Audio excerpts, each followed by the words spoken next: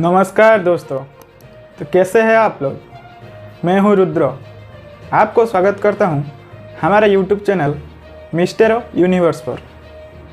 दोस्तों, क्या आपने कभी सोचा है जो फरवरी का महीना है वो सिर्फ 28 दिन का क्यों होता है, जबकि जनवरी से लेकर दिसंबर तक 30 या 31 दिन का होता है।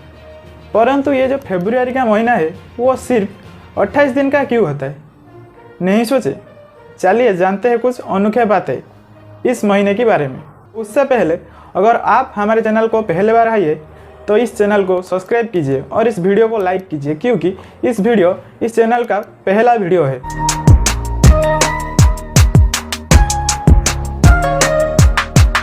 दोस्तों, धरती में एक समय ऐसा भी था जबकि कोई भी कैलेंडर नहीं था।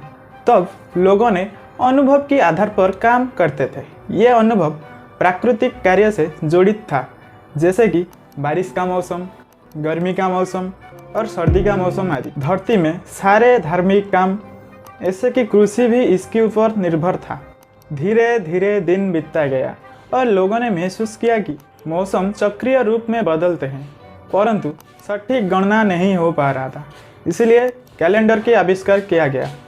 दोस्तों, आपकी जानकारी के लिए बता दूं, चांद को धरती का चारों ओर चक्कर लगाने में 29 days 12 our and 44 minutes time लगता है। आप जब अर्थ सन की चारों तरफ एक रिवॉल्यूशन कंप्लीट कर लेते हैं, उतने ही टाइम में मून अर्थ की 12 चक्कर लगा लेता है। अगर इसको हम मैथमेटिकली समझे, 29.53 days into 12 equal to 354.36 days. इसको अप्रोक्सीमेटली मान के चलिए 355 डेज।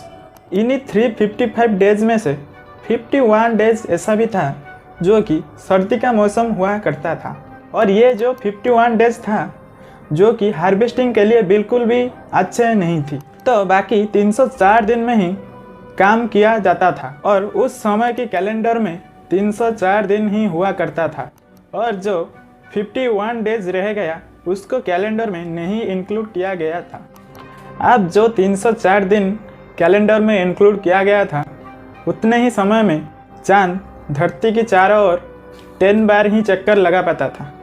इसलिए पहले ज़माने का कैलेंडर में 10 महीना हुआ करता था, जो मार्च से शुरू होकर दिसंबर में ख़त्म हो जाता था, और इन्हीं 10 महीने में से 6 महीना 30 दिन का हुआ करता था और बाकी 4 महीना 31 दिन का हुआ करता था। अगर इसको हम मैथमेटिकली देखें, 30 into 6 equal to 180 days plus 31 into 4 equal to 124 days, total 304 days.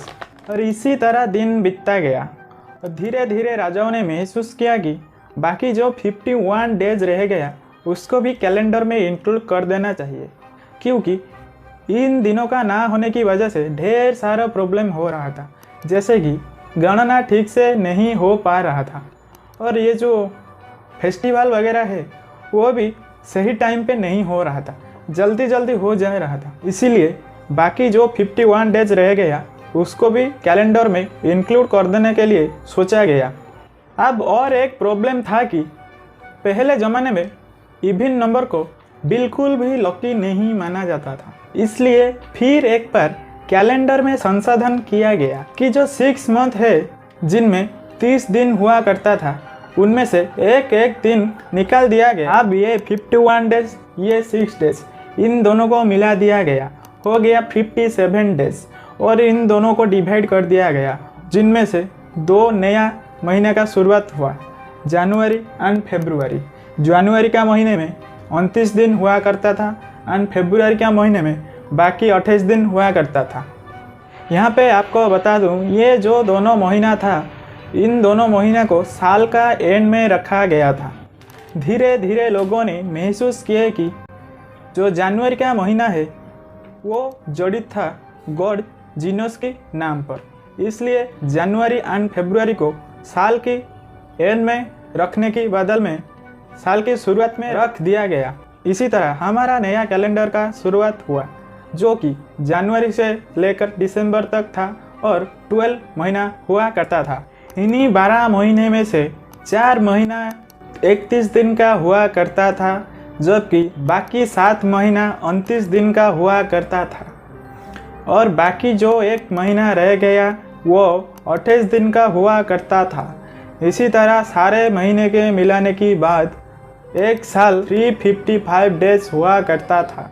धीरे धीरे लूनर ईयर को सोलर ईयर में कन्वर्ट किया गया, मतलब जो कैलेंडर लूनर ईयर की बेस पर आधारित था उसको सोलर ईयर में कन्वर्ट करने लगा। यहाँ पे और एक प्रॉब्लम ये था कि solar year and lunar year के बीच में डिफरेंस 10 डेज का हुआ करता था। इसको मैनेज करने के लिए जो 7 महीना 29 दिन का हुआ करता था उनमें से 3 महीने में 2 डेज इंक्लूड कर दिया गया एंड जो बाकी 4 महीना रह गया उनमें से एक दिन इंक्लूड कर दिया गया और इसी तरह बन गया हमारा कैलेंडर। अगर आप जानना चाहते हैं हर 4 साल में फरवरी का महीना 28 का बदल में 29 दिन का क्यों हो जाता है, तो नीचे हमको कमेंट करके ज़रूर बताएं।